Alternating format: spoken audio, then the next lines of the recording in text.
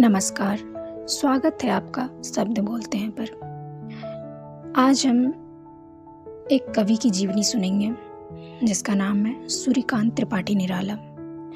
ये हिंदी कविता के छायावादी लेखक थे। तो चलिए इनकी जीवनी सुनते हैं। माघ शुक्ल 11 संवत 1955 तदनुसार 29 फरवरी 1899 को राम सहाय तिवारी के घर पुत्र जन्म हुआ। उस दिन मंगल था। ईश्वर ने अपनी पूजा के दिन ही राम सहाय को पुत्र का मुंह दिखाया। दरवाजे पर बाजे बजे, नाई, धोबी, डोम वगैरह नेक मांगने आंगे। महिषादल में अवध के और परिवार भी रहते थे। कई घर बेसवाड़े के ही लोगों के थे। इन सब से स्त्रियां आई, सोहर होने लगे। थोड़ी देर के लिए राम सहाय को लगा कि वह गढ़ा कोला में ही उत्सव मना रहे हैं। खैर अभी ना सही, जैसे ही मौका मिला वह पुरखों की देहरी छुलाने बच्चे को गांव जरूर ले जाएंगे। पंडित ने कहा, लड़का है बड़ा भाग्यवान, बड़ा नाम करेगा, इसका नाम रखो सूरज कुमार। सूरज कुमार अब 8 साल के हो गए थे। लोगों से सुनते कि जनेऊ हो जाने के बाद लड़के हर किसी के हाथ का छुआ खा पी नहीं सकते। सूरज कुमार सोचते, आखिर जनेऊ पहनने से ऐसा क्या हो जाएगा कि मैं दूसरे का छुआ खा ना सकूंगा। पतुरिया के लड़कों से दोस्ती थी, उसके यहाँ आना जाना बंद करना पड़ेगा। अब ताल्लुकदार भगवान दीन दुबे नहीं थे। समाज में इस परिवार का मान घट गया था। जब ताल्लुकदार ने बड़े लड़के शमशेर बहादुर का जनेऊ किया था तब ब्रह्म भोज में सब ब्राह्मण शामिल हुए थे। पर अब इन्हीं लोगों ने उनके यहाँ खाना पीना बंद कर दिया था। पतुरिया के छोटे लड़के फतेह बहादुर ने सूरज कुमार से कहा, अभी तुम हमारे यहाँ खाते हो, जब जनेऊ हो जाएगा ना खाओगे। उन्हें यह भी याद दिलाया कि उनके ताल्लुकदार पिता ने सूरज कुमार के बड़े चाचा को जमीन माफ़ी दी थी। फतेह बहादुर की बहन परागा ने कहा, बदलू सुकूल के यहाँ महुए की लपसी खाओगे, हमारे यहाँ हलवा नहीं। सूरज कुमार ने तय किया कि जनेऊ के बाद भी इनके यहाँ खाएंगे पिएंगे, देखें कोई क्या कर लेता है। भैया चाह रहा है, यज्ञोपवीत संस्कार हुआ। प्रथा के अनुसार सूरज कुमार ने हट किया कि विद्या पढ़ने जाएंगे। माँ की जगह काकी ने मनाते हुए कहा, बेटा मान जाओ, घर छोड़कर मत जाओ। पंडित जी ने मंत्र पढ़े, सूरज कुमार ने जनेऊ पहना। अब वह बाकायदा द्विज हुए। पिता ने सावधान किया, अब आज से खबरदार, पतुरिया के घर का कुछ खाना पीना मत। सूरज कुमार को याद आया कि पतुरिया मुसलमान है।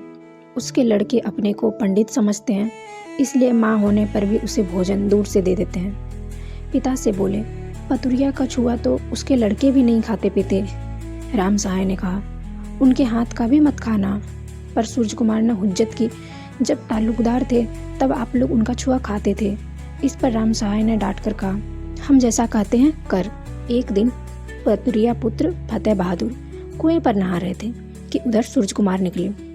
इन्हें देखकर फतेह बहादुर व्यंग से मुस्कुराए, मतलब यह कि अब तुम्हारी हिम्मत नहीं कि हमारे यहाँ खाओ पियो। सूरज कुमार ने मतलब समझकर कहा, भैया पानी पिला दीजिए। फतेह बहादुर ने प्रसन्न होकर पानी पिलाया। गांव के जो ब्राह्मण उन्हें अपमानित करते थे उनसे उन्होंने इस तरह बदला लिया। ब्राह्मणों को मालूम हुआ, उन्होंने जाकर राम सहाय से शिकायत की, आपका लड़का सबके सामने पतुरिया के छोटे लड़के का भरा पानी उन्हीं के लोटे से पी रहा था। अभी नादान है, इसलिए इस दफ़ा माफ़ कर दिए देते हैं। फिर अगर हरकत करते देखा गया तो हमें लाचार होकर आपसे व्यवहार तोड़ना होगा। शिकायत सुनकर राम सहाय तिवारी को बड़ा क्रोध आया। सूरज कुमार की अच्छी तरह मरम्मत कर डाली, पर इससे पतुरिया परिवार से सूरज कुमार का स्नेह संबंध न टूटा। कुछ दिन बाद उन्होंने फिर वैसी ही हरकत की, और यह चोरी छिपे नहीं वरन खुलकर, जिससे दम्भी विप्र वर्ग को सब कुछ मालूम हो जाए। गांव के मुखिया ने राम सहाय से कहा, क्या तुम दूसरों को धर्म लेना चाहते हो? आज तुम्हारा लड़का पतुरिया के लड़के से ले लेकर भुने चने चबा रहा था। आज से गांव के ब्राह्मणों में तुम्हारा व्यवहार बंद है।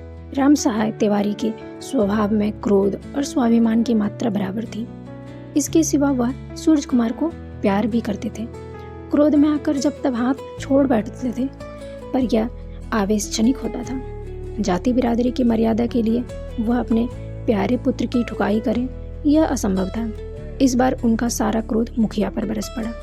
उन्होंने डांट कर कहा, तू हमारा पानी बंद करेगा?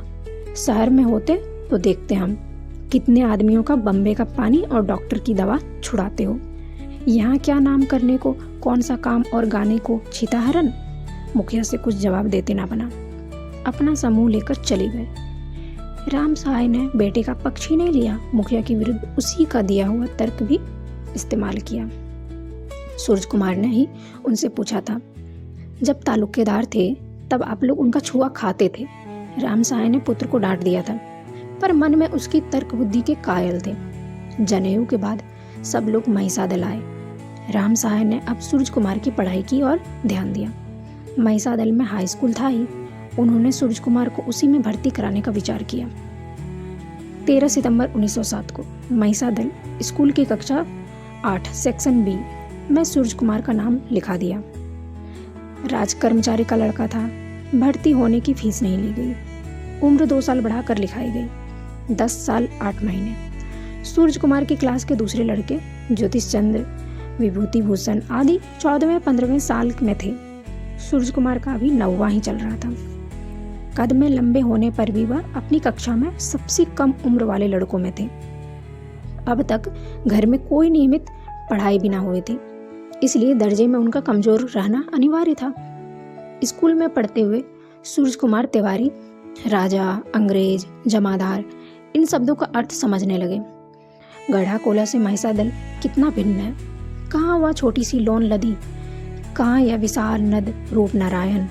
हर तरफ पानी ही पानी दिखाई देता है। नदियाँ, नाले, तालों की तो गिनती नहीं। उपजाऊ धरती, हर तरफ वृक्ष, लताएं, घास, फूल और कांटे, सब बेसंभाल बढ़ते फैलते हुए। क्षितिज तक फैले हुए सुनहले धान के खेत, बीच में खेतों को चीरती हुई सड़क, आसपास और क्षितिज पर गहरे हरे रंग के वृक्षों की पाती। दृश्य सुंदर किंतु मलेरिया का प्रकोप। सारा क्षेत्र विषैले सांपों से भरा हुआ।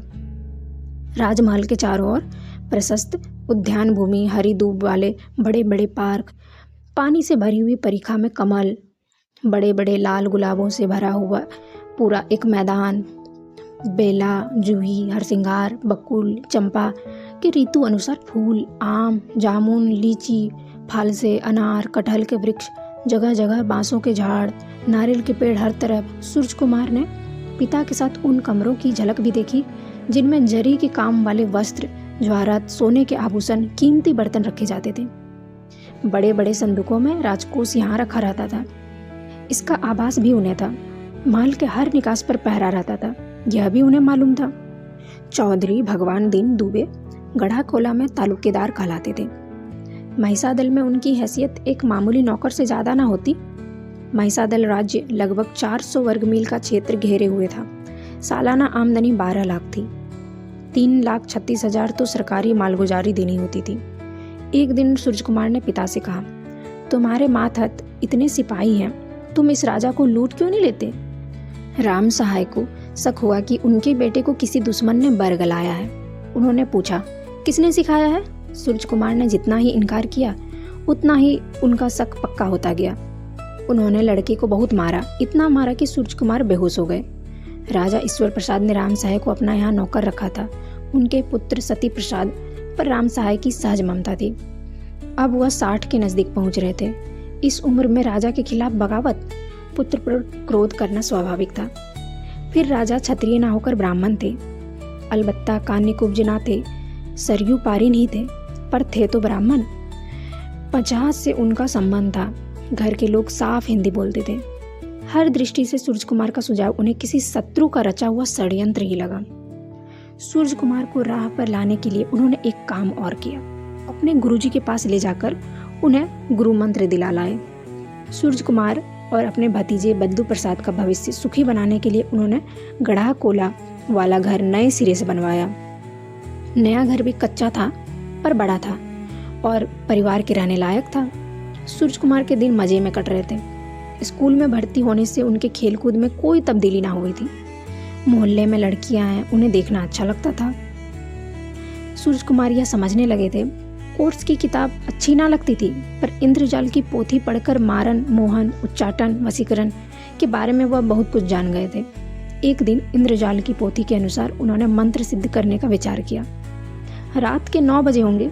वह भाभी की कोठरी में थे कि छछूंदर दिखाई दी।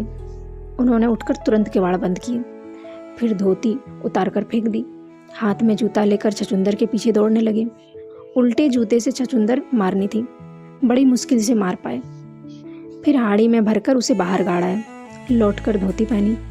स्त्रियों में चर्चा होने लगी कि सूरज कुमार को मंत्र सिद्ध है, उनकी झाड़ फूक से रोगी अच्छे हो जाते हैं। पड़ोस में सुकुलाइन नाम की युवती को यह सब ढोंग मालूम हुआ।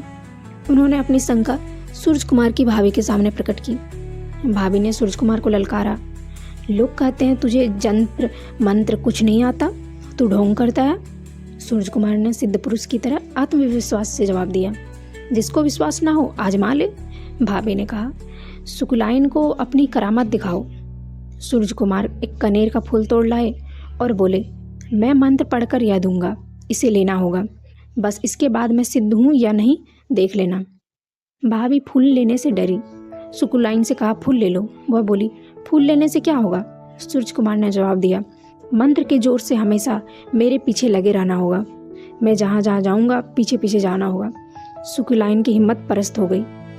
भाभी से बोली, भाई मैं बहन हूँ, मैं कैसे फूल ले लूँ, तुम भाभी हो, तुमको उतना दोष नहीं। इस तरह कनेर का फूल दिखाने से ही सूरज कुमार इस मारण उच्चाटन युद्ध में विजयी हुए। राम सहाय तक ये बातें पहुंची हो चाहे नहीं, कुल रीति के अनुसार पुत्र का ब्याह कर देना जरूरी था। अभी उम्र 12 के आसपास थी। ब्याह की कोई जल्दी ना थी, पर गांव में लड़कों का ब्याह इस उम्र तक कर दिया जाता था।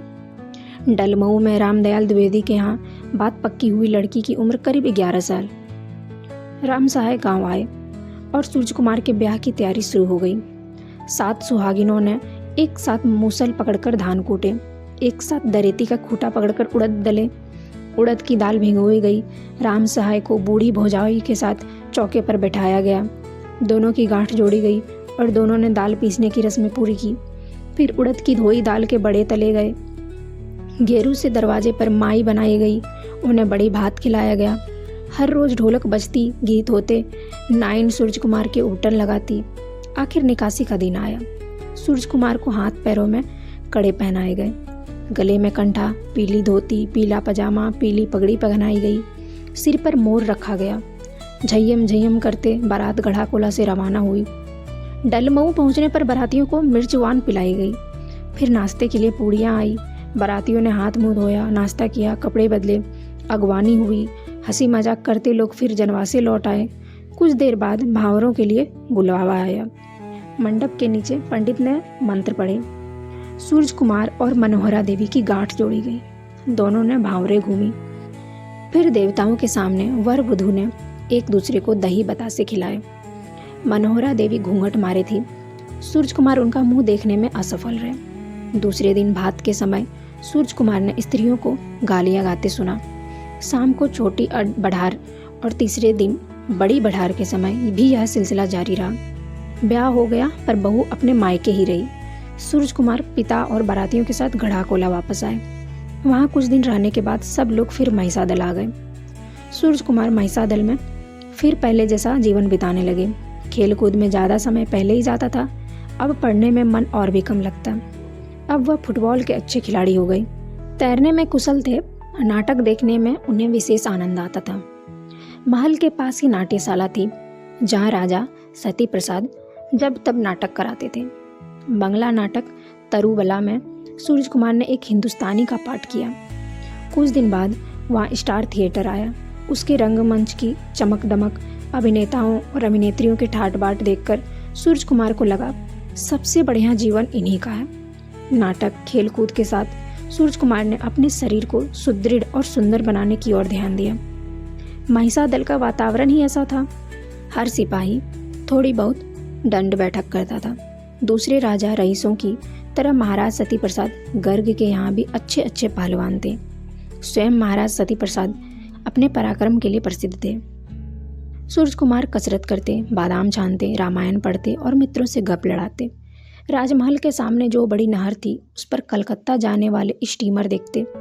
किश्तियों में लोग माल ढोकर लाते। छोटा सा बाजार जैसा उन्होंने अपने गांव से कुछ दूर पूर्वा में देखा था। स्कूल के पास ताल के किनारे बैठकर मित्रों से सुनते कैसे इसी मिदनापुर जिले में प्रसिद्ध उपन्यासकार बंकिम चंद्र सरकारी अफसर थे और यहाँ अपने 1-2 उपन्यास भी उन्होंने लिखे थे। बंगाली जाति महान है, बंगला भाषा के समान भारत की कोई भाषा नहीं है। रविंद्रनाथ संसार के सर्वश्रेष्ठ कवि हैं। सूर्य कुमार बंगाली नहीं, हिंदुस्तानी है। यह सब ज्ञान एंट्रेंस परीक्षा देने से पहले ही मित्रों ने उन्हें करा दिया। सूर्य कुमार बांग्ला की अपेक्षा हिंदी ही ज़्यादा जानते थे। उनका मन भक्ति साहित्य और श्रृंगार रस की कविता दोनों में ही रमता था। उन्होंने ब्रज भाषा की काफ़ी कविता पढ़ डाली थी। पद्माकर उनके प्रिय कवि थे। उनकी सानुप्रास शब्दावली, श्रृंगार वर्णन में भी ओजगुन का पुट सूर्य कुमार को विशेष पसंद था। ब्याह हुए 2 वर्ष बीत गए थे। 16 के नज़दीक पहुंच रहे थे। लोग कहते थे कंठ फूट आया, मसें भीगने लगी, बगलें निकल आई, अब गौना कर देना चाहिए। सूरज कुमार अपनी राहें देखते बोतल जैसी ढली हुई लगती। कमर बालिश्त भर, सीना खूब चौड़ा, सिर पर घने काले बाल, गोरा रंग, मद भरी आँखें। सूरज कुमार अपनी ही छवि पर मुग्ध हो जाते। साथ ही कनक चंपक दाम गौरी विद्या का चित्र भी आंखों के सामने घूम जाता। राम सहाय तिवारी ने तय किया कि लड़के का गौना कर देना चाहिए और बहू को महिषादल ले आना चाहिए। पत्र को लेकर राम सहाय गढ़ाकोला पहुंचे। वहां से गौना लेने डलमऊ गए। सूरज कुमार की ससुराल में इस बात की बड़ी चर्चा थी कि गौने के बाद बिटिया परदेश बड़ी दूर बंगाल चली जाएगी। वर वधू की गांठ जोड़कर उनसे अब पूजा कराई जा रही थी। तब घर की एक वृद्धा ने कहा, दामाद जवान, बिटिया जवान, परदेश ले जाते हैं तो ले जाने दो, लोग उन्हें जवान समझते हैं। यह जानकर सूरज कुमार को विशेष प्रसन्नता हुई। गौना हुआ। बहू को विदा करा के राम सहाय गाँव आए। दुर्भाग्य से वहाँ उन दिनों प्लेग की बीमारी फैली हुई थी। लोग घरों से निकलकर बाग में झोपड़ी डालकर रहते थे। महुए के पेड़ के नीचे एक झोपड़ी में सूरज कुमार का बिस्तर लगाया गया। जीवन में पहली बार उन्हें नारी देह के स्पर्श का सुखद अनुभव हुआ। मनोहरा देवी कुल 13 साल की थी। गौना लेकर आए। अभी 4-5 दिन ही बीते थे कि सूरज कुमार के ससुर अपनी बिटिया विदा कराने आ पहुंचे। गांव में बीमारी फैली है यह उन्हें मालूम था। बेटी को बहुत प्यार करते थे। डर था कि महामारी में उसे कुछ हो न जाए। लड़की के यहाँ लोग खाते नहीं हैं। रामदयाल दुबे ने गढ़ाकोला में पानी भी ना पिया। विदा के लिए जल्दी की। राम सहाय को बहुत बुरा लगा। बंगाल से इतना रुपया खर्च करके आए हैं, लड़का 5 दिन भी बहू के साथ ना रह पाया। दुबे लड़की के स्वास्थ्य की चिंता के कारण इतना जल्दी आए थे। यह सोचकर उन्हें और भी क्रोध आया। आखिर महामारी का डर उनके बेटे के लिए भी है। बिटिया के लिए बड़ा डर लगा। दामाद के बारे में कुछ न सोचा। क्रोधी स्वभाव के थे ही। बोले, ले जाओ अपनी बिटिया, हम लड़की का दूसरा ब्याह कर लेंगे। दुबे जी कुछ ऊंचा सुनते थे। समधी की पूरी बात समझे बिना बिटिया को विदा कराकर चल दिए। पर बिटिया ने सारी बात सुनी और समझ ली थी। मनोहरा देवी से उनकी माँ पार्वती देवी ने सब हाल सुना तो बहुत परेशान हुई। मेरी 2 दांत की लड़की, उसके सामने दूसरे ब्याह की बात। उन्होंने पंडित राम सहाय के नाम चिट्ठी भिजवाई। कसूर के लिए माफ़ी मांगी। दामाद को गवाही देने के लिए निमंत्रित किया। गौना हो जाने के बाद गवाही की रस्म होती है। वह ससुराल जाकर कुछ हफ्ते या महीना वहाँ रहता है, फिर बहू को विदा करा के अपने घर आता है। राम सहाय को प्रस्ताव पसंद आया। लड़के से ससुराल जाने को कहा। समधी से बदला लेने के लिए ताकीद कर दी। यहाँ से तिगुना खाना। सूरज कुमार ससुराल जाने को तैयार बैठे थे। पिता की आज्ञा तुरंत स्वीकार कर ली। कहा कि घी और बादाम की मात्रा तिगुनी कर देंगे। अफसोस इस बात का किया कि वहाँ बेदाना मिलता नहीं, वरना शरबत में ही रोज 3 रुपये खर्च करा देते। राम सहाय ने सुझाया, रूह की मालिश कराना रोज, होश दुरुस्त हो जाएंगे। बाप बेटे घुल घुल कर बतियाने लगे। रामदयाल दुबे को कैसे चखाएं, इस बारे में दोनों ने षड्यंत्रकारियों की तरह योजना बनाई। इस समय उन्हें देखकर कोई यह ना कहता कि इन्हीं राम सहाय ने कभी बेटे की मरम्मत भी की होगी। गवाही की तैयारी हुई। बक्से में धराऊ कपड़ों के अलावा 1 जोड़ी जूते भी रख लिए।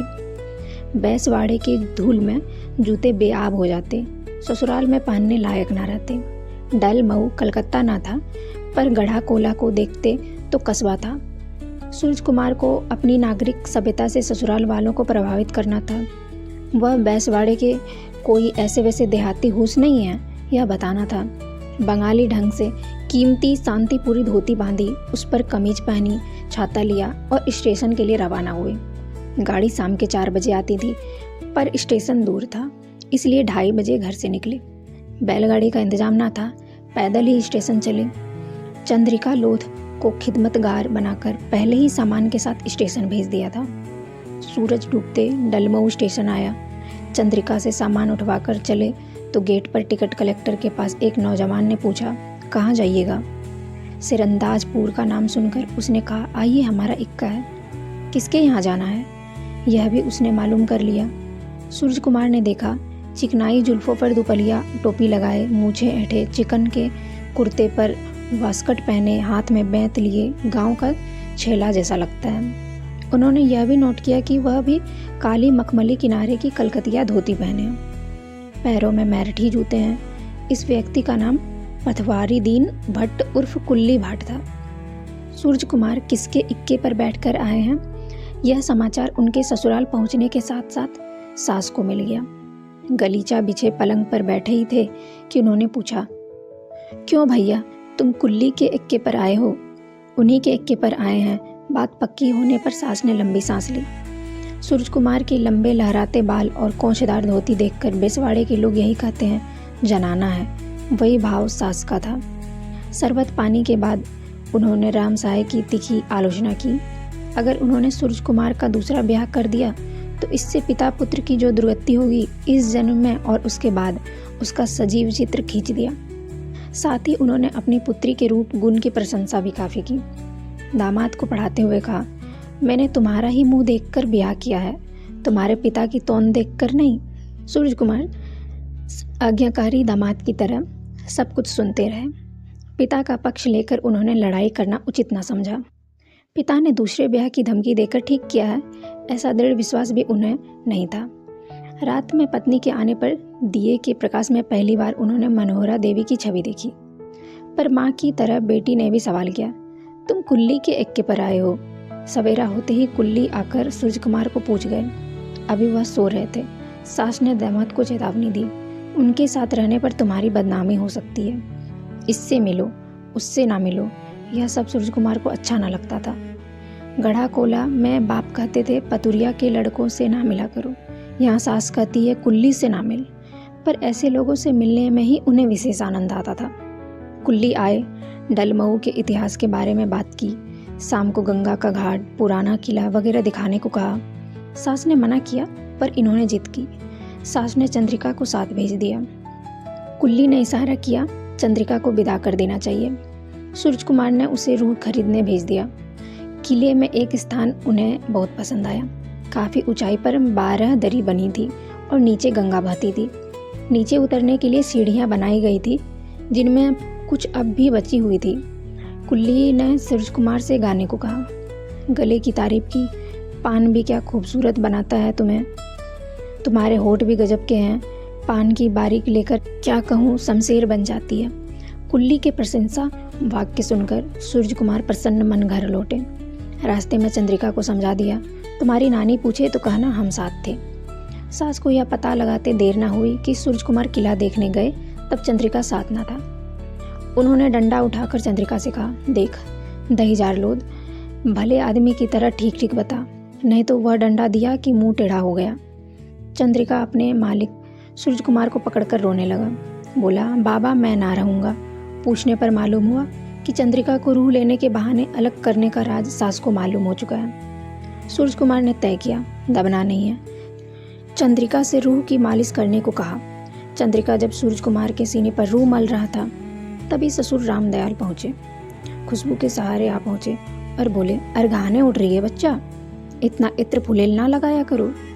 सास ने आकर पूछा, रूह की मालिश से क्या होता है? दामाद ने जवाब दिया, सीना तगड़ा होता है। इस पर उन्होंने बड़ा टेढ़ा सवाल किया, तुम्हारे पिताजी तनख्वाह कितनी पाते हैं? तनख्वाह इतनी कम थी कि सूरज कुमार सही बात कहने में शर्माए।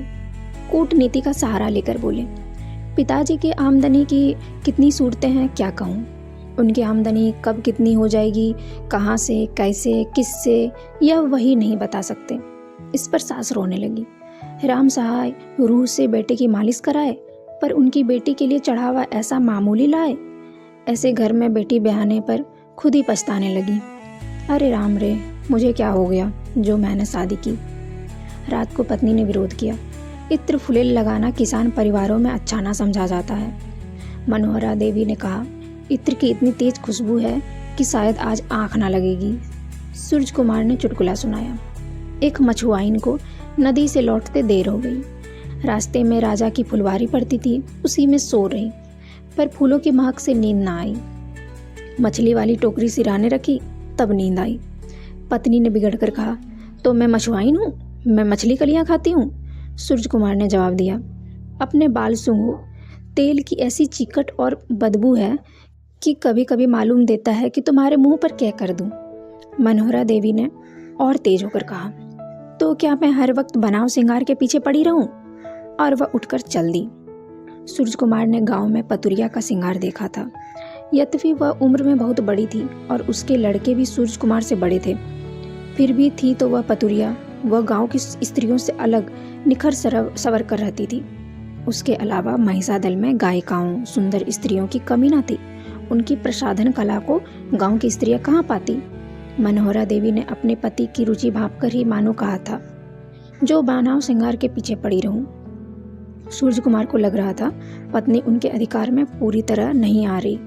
एक दिन उनका गाना सुना, लोगों को उनके गाने की प्रशंसा करते सुना। जिसे देखो वही मनोहरा देवी की चर्चा कर रहा था, मानो सूरज कुमार उस घर में हो ही नहीं। मनोहरा देवी ने भजन गाया, श्री राम चंद्र कृपालु भजो मन हरन भव भयदारुण। तुलसीदास की शब्द योजना इतनी सुंदर है, सूरज कुमार के ध्यान में यह बात पहले ना आई। जब मनोहरा देवी ने गाया, कंदर्प अगणित अमित छवि नव नील नीरज सुंदरम, तब सूरज कुमार को लगा गले में मृदंग बज रहा है। मनोहरा देवी के कंठ से तुलसीदास का यह छंद सुनकर सूरज कुमार के ना जाने कौन से सोते संस्कार जाग उठे। साहित्य इतना सुंदर है, संगीत इतना आकर्षक है। उनकी आंखों ने जैसे नया संसार देखा, कानों ने ऐसा संगीत सुना जो मानो इस पृथ्वी पर दूर किसी लोक से आता हो। अपनी इस विलक्षण अनुभूति पर वह स्वयं चकित रह गए। अपने सौंदर्य पर जो अभिमान था वह चूर चूर हो गया। ऐसा ही कुछ गाए, ऐसा कुछ रचकर दिखाए, तब जीवन सार्थक हो। पर यहाँ विधिवत न साहित्य की शिक्षा मिली न संगीत की। सूरज कुमार को पढ़ाई का ध्यान आया। विदा करा के गांव आए। गांव से महिषादल स्कूल जाने का क्रम फिर शुरू हुआ। अब एक कठिनाई और हो गई थी। किताब लेकर बैठते तो पृष्ठों से अक्षर गायब हो जाते और उनकी जगह मनोहरा देवी की छवि तैरने लगती। पद्माकर के कवित्वों का अर्थ अब और भी अच्छी तरह समझ में आने लगा। एंट्रेंस परीक्षा के दिन नजदीक आए। परीक्षा में पास ना हो पाएंगे, सूरज कुमार को निश्चय हो गया था। गणित के दिन वह कॉपी में पद्माकर के श्रृंगार रस वाले कवित्व लिखकर घर चले आए।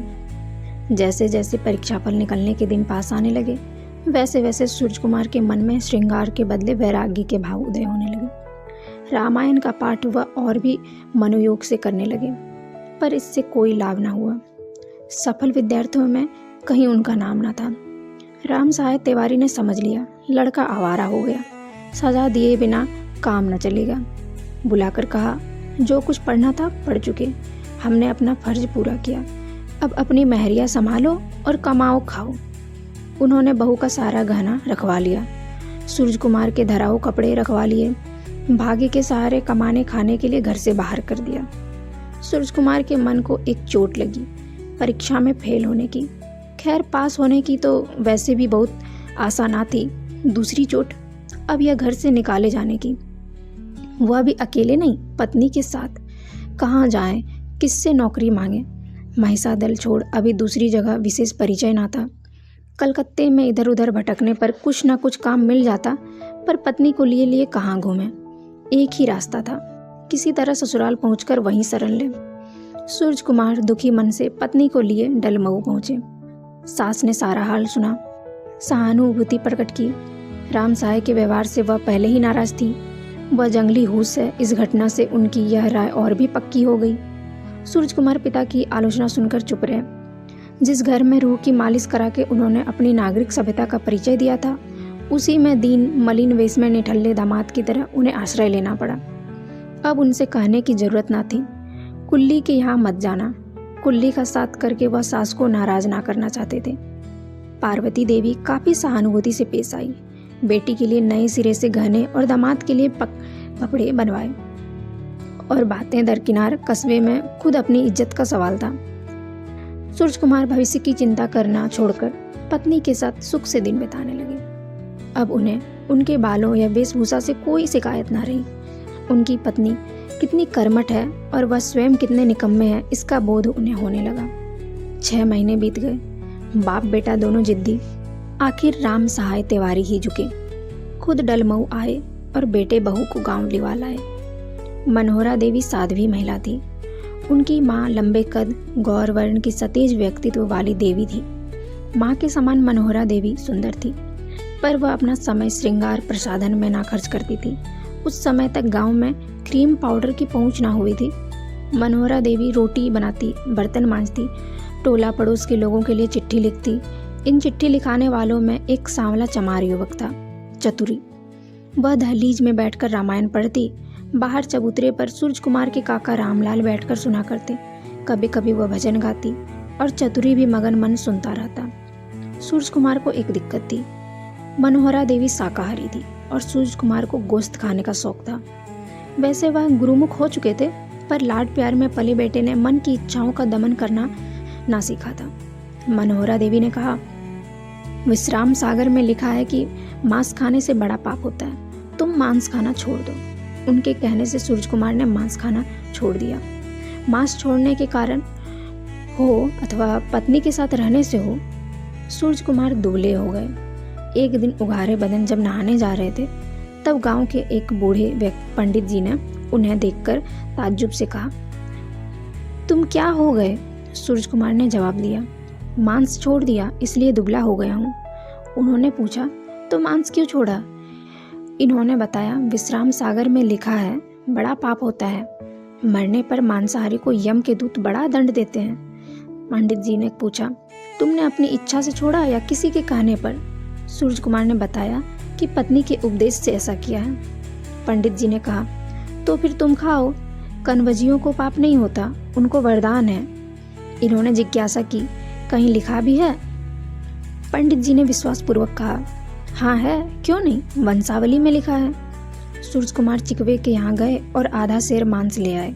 रुमाल में खून के धब्बे देखकर मनोहरा देवी ने पूछा, यह क्या है? उत्तर मिला, मांस। उन्होंने पूछा, तो फिर खाओगे? सूरज कुमार ने कहा, हाँ, हमें वरदान है, वंशावली में लिखा है। मनोहरा देवी ने कहा, अपने मांस वाले बर्तन अलग कर लो। जिस दिन मांस खाओ उस दिन ना मुझे छुओ और ना घर के और बर्तन। 3 दिन तक कच्चे घड़े ना छू पाओगे। सूरज कुमार ने कहा, इस समय तो रोज खाने का विचार है, क्योंकि पिछली कसर पूरी करनी है। मनोहरा देवी ने कहा, तो मुझे मेरे मायके छोड़ाओ। सूरज कुमार ने जवाब दिया, लिख दो, कोई ले जाए, नहीं तो नाई भेज दो, किसी को बुला लाए। मैं जहाँ मांस पकाता हूँ वहाँ 2 रोटियाँ भी ठोक लूँगा। मनोहरा देवी मायके चली गई। सन 14 की लड़ाई शुरू हो गई थी। देश में महंगाई बढ़ रही थी। राम सहाय बुढ़ा रहे थे, पर सूरज कुमार को अभी घर का भार उठाने की कोई फिक्र न थी। इसी साल कुंवार के महीने में मनोहरा देवी ने मायके में ही पुत्र को जन्म दिया। राम सहाय अब बाबा हुए। पोते के जन्म पर उन्होंने धूमधाम से उत्सव किया। सूरज कुमार की जिम्मेदारी बढ़ गई, लेकिन जब तक राम सहाय जिए इन्होंने घर गृहस्थी की कोई चिंता ना की। अब स्कूल जाना भी बंद था। कसरत, खेलकूद, सैर सपाटा, स्वेच्छा अनुसार अध्ययन, यही जीवन क्रम था। राम सहाय का शरीर शिथिल हो रहा था, पेट बढ़ गया था। डॉक्टरों ने कहा हर्निया है। महिषादल के अस्पताल में उनका ऑपरेशन हुआ। ऑपरेशन सफल हुआ, पर राम सहाय पूरी तरह स्वस्थ फिर भी नहीं हुए। वह गांव चले गए। सलेथू जिला उन्नाव की एक स्त्री जिसका परिवार महिषादल में था, गौरी की माँ के नाम से प्रसिद्ध गढ़ा कोला में उनकी देखभाल करती रही। सन 17 में मनोहरा देवी ने दूसरी संतान कन्या सरोज को जन्म दिया। उसी वर्ष राम सहाय तिवारी का देहांत हुआ। सूरज कुमार को अब अपने उत्तरदायित्व का बोध हुआ। उम्र 19 साल, 2 बच्चों के बाप, पिता अब नहीं है। उन्हें अब दूसरों के सहारे जीने का अधिकार नहीं है। यह सब उनकी समझ में अपने आप आ गया। इसके सिवा पिता के ना रहने पर उन्हें ज्ञात हुआ कि बुढ़ऊ उन्हें कितना प्यार करते थे। माँ के ना रहने पर माँ बाप वह दोनों थे। जो कुछ कमाया था वह सब सूरज कुमार के लिए। अब वह साया उठ गया था। बाप की सेवाओं का विचार करके राजा सती प्रसाद गर्ग ने सूरज कुमार को अपने यहाँ नौकर रख लिया। सिपाही के बेटे को उन्होंने सिपाहियों में भर्ती नहीं किया। सूरज कुमार बाप से ज़्यादा पढ़े लिखे थे। उन्हें चिट्ठी पत्री, तहसील वसूली, कचहरी अदालत से संबंधित काम मिल गया। तनख्वाह मामूली थी, पर चचेरे भाई बदलू प्रसाद भी यही नौकर थे। खर्च चल जाता था। सूरज कुमार अब राजा के और निकट संपर्क में आए। एक नाटक में सूरज कुमार को संस्कृत श्लोक पढ़ने का छोटा सा पाठ दिया गया। राजा को इनका श्लोक पाठ पसंद आया।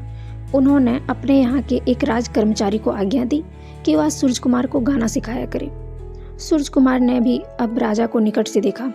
कद में सूरज कुमार से कई इंच छोटे हैं, रंग हल्का सांवला है, होठ मोटे हैं। सूरज कुमार से ज़्यादा सुंदर नहीं है, पर चेहरे से तेज झलकता है और हाथ पैर भी फौलाद के हैं। राजा ब्राह्मण है।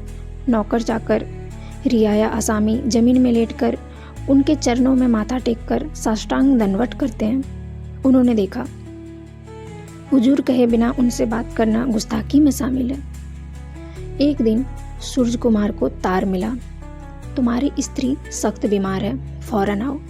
सूरज कुमार ने तुरंत डलमऊ के लिए कूच किया। राम राम करते जब ससुराल पहुंचे तब मालूम हुआ मनोहरा देवी पहले से चिता में जल चुकी है। फेफड़े कफ से जकड़ गए थे। डॉक्टर ने पानी की जगह यखनी पिलाने को कहा था, पर यखनी पीना तो दूर, मनोहरा देवी ने अंग्रेजी दवा पीने से भी इनकार कर दिया। कहा, 10 बार नहीं मरना है, कौन धर्म बिगाड़े। 4 साल के रामकृष्ण, साल भर की सरोज, दोनों संतानों को वही उनकी नानी के पास छोड़कर सूरज कुमार अपने गांव चले। अभी गांव पहुंचे ना थे कि देखा लोग बड़े भाई बदलू की लाश लिए जा रहे हैं। सूरज कुमार को चक्कर आ गए। राह में वही सिर पकड़कर बैठ गए। किसी तरह पहुंचे तो देखा भौजाई बीमार है। उन्होंने पूछा, तुम्हारे दादा को कितनी दूर ले गए होंगे। सूरज कुमार से कुछ जवाब देते ना बन पड़ा। कहा, रामलाल भी बीमार थे। भतीजे को देखकर बोले, तू यहाँ क्यों आया। सूरज कुमार ने कहा, आप अच्छे हो जाएं तो सबको लेकर बंगाल चलूं। बदलू प्रसाद के 5 बच्चे थे, 4 लड़के और एक दूध पीती बच्ची।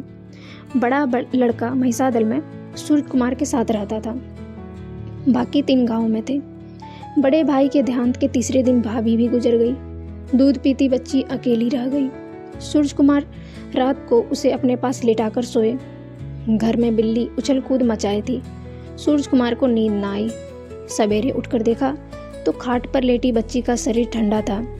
सूरज कुमार ने बच्ची का शव उठाया, उसे नदी किनारे ले गए, गड्ढा खोदकर उसे गाड़ा, फिर घर लौटे। इसके बाद काका रामलाल का देहांत हुआ।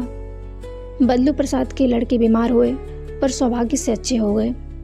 मृत्यु लीला समाप्त हुई। परिवार में रह गए सूरज कुमार और उनके चचीरे भतीजे। पुत्र और कन्या ननिहाल में थी। जिंदगी का यह दौर एक भयानक सपने जैसा था। सारा कुनबा ही उजड़ गया। अब सर पर किसी का साया नहीं। राम सहाय रामलाल की पीढ़ी तो खत्म हो ही गई। बदलू सूरज कुमार की पीढ़ी में भी अकेले सूरज कुमार रह गए। एक आदमी की कमाई से इतने बच्चों का खर्च कैसे चलेगा। इतनी मौतें एक साथ देखकर कोई अपने अवसान कैसे कायम रखे। कोई ऐसी पाठशाला नहीं जहां ऐसी परिस्थिति का सामना करने की शिक्षा आदमी को पहले से दी जा सके। फिर सूरज कुमार के दिन लाड़ प्यार में बीते थे। जिंदगी के 20 साल निश्चिंत बिताने के बाद सर पर यह आफत का पहाड़ ही टूट पड़ा। सबसे बड़ा धक्का लगा मनोहरा देवी के गुजर जाने का। उनके विवाहित जीवन की शुरुआत अब होनी चाहिए थी, पर शुरू होने के बदले उसका अंत हो गया।